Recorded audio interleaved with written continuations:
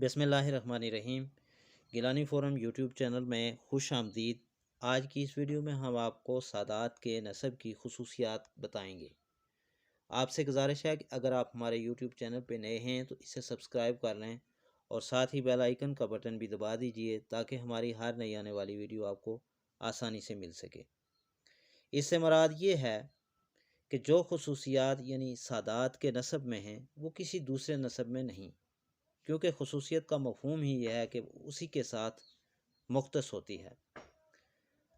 हज़रत अब्दुर्रहमान जामी अल-मुतवफ़ी खासा का मानी लिखते हुए बयान करते हैं कि हर चीज़ का खासा वो है जो उसके साथ मुख्तस हो और उसके गैर में ना पाया जाए। और अब जो सादात के नसब की खसूसियात होंगी वो उसी के साथ ही मुख्तस होंगी, ना कि गैर में पाई जाएंगी।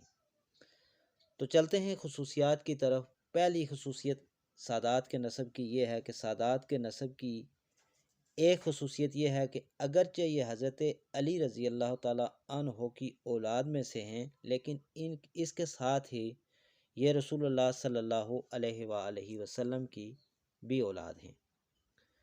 इसकी दूसरी खसूसियत ये है कि क़यामत के दिन दूसरे लोगों के नसब ख़त्म हो जाएंगे। कुरान पाक में है कि जब सूर फूंका जाएगा तो ना उनमें रिश्ते रहेंगे जिन पर दुनिया में फ़ख्र करते थे, और आपस के नस्बी तल्कात मुनक़ता हो जाएंगे और क़राबत की मोहब्बतें बाकी ना रहेंगी। और हाल ये होगा कि आदमी अपने भाई और माँ बाप और बीबी और बेटों से भागेगा, लेकिन उस दिन हुजूर सल्लल्लाहु अलैहि वसल्लम का नसब बाकी होगा और ये आपकी औलाद के लिए मुफीद भी होगा।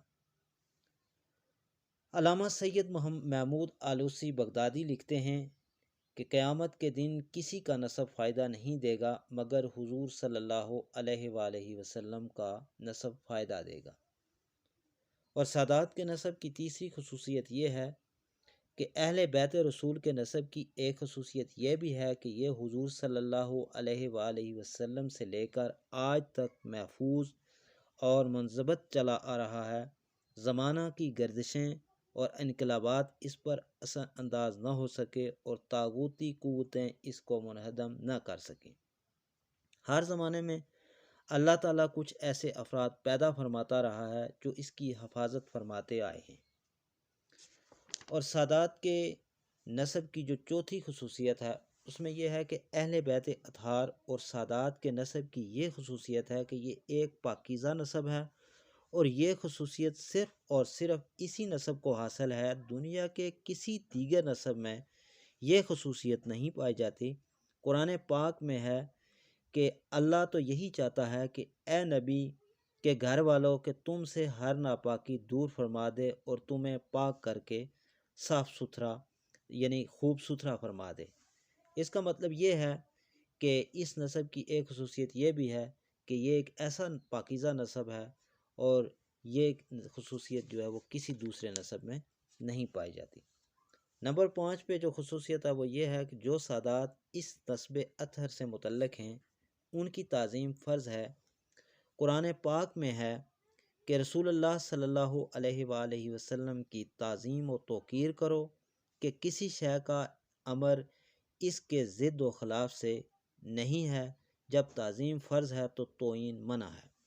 इसी तरह यानी इनकी ताज़ीम सादात की ताज़ीम, क्योंकि ये आले रसूल हैं, इनका तल्लुक़ अहले बैत के घराने से है, इनकी ताज़ीम करना बाकी उम्मत पर फ़र्ज़ है। ये सादात के नसब की पाँचवीं अहम खसूसियत है। इसी तरह जो खसूसियत नंबर 6 है कि इस नसब की खसूसियत एक ये भी है कि सादात सिर्फ़ वो होंगे जो हज़रत फ़ातिमा ज़हरा या हसनैन करीमैन की सल्बी औलाद से होंगे।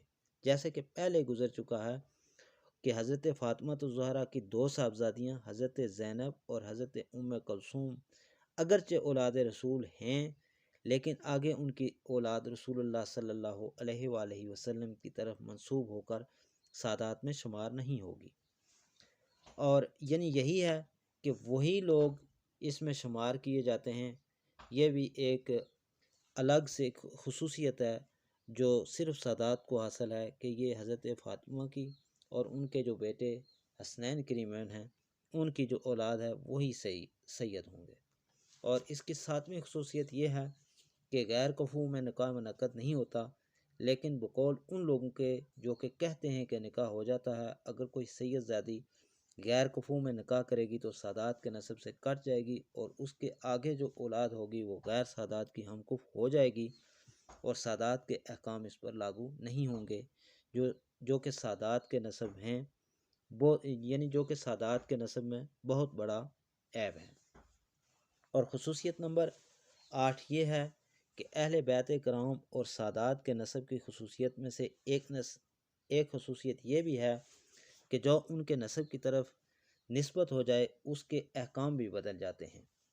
مثلا یہ کہ قریشی ہاشمی کی لونڈی قریشی غیر قریشی کے غلام کا کف نہیں بن سکتی۔ اب یہاں لونڈی بحیثیت لونڈی میں کوئی فوقیت نہیں، بلکہ یہ صرف شرافت اس کو ہاشمیت کی طرف منسوب ہونے کی وجہ سے ملی ہے کہ وہ ہاشمی کی لونڈی ہونے کے لحاظ سے قریشی غلام کی ہم کف نہیں رہی۔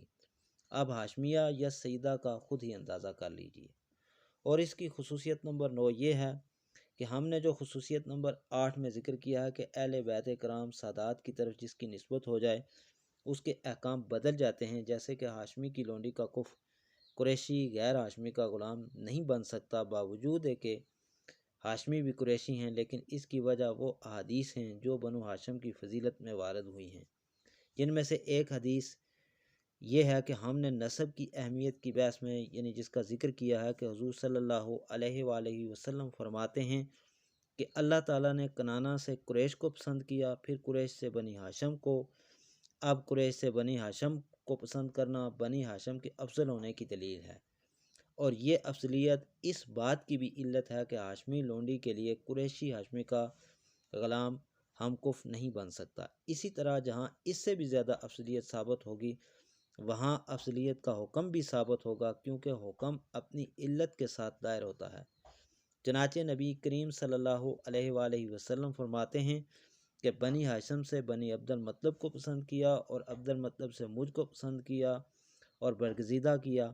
اب حضور صلی اللہ علیہ وآلہ وسلم تمام بنو ہاشم اور بنو عبد المطلب سے افضل ہوئے، تو آپ کی لونڈیوں کا حکم بھی تمام قریش، بنو ہاشم اور بنو عبد المطلب کی لونڈیوں سے جدا ہوگا کہ بنو ہاشم اور عبد المطلب کا غلام حضور صلی اللہ علیہ وآلہ وسلم کی لونڈی کا کف نہیں ہوگا۔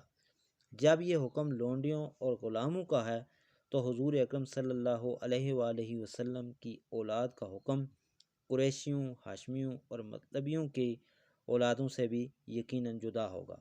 حضور صلی اللہ علیہ وآلہ وسلم کی اولاد کے قریشی، ہاشمی اور مطلبی ہم کف نہیں ہو سکتے۔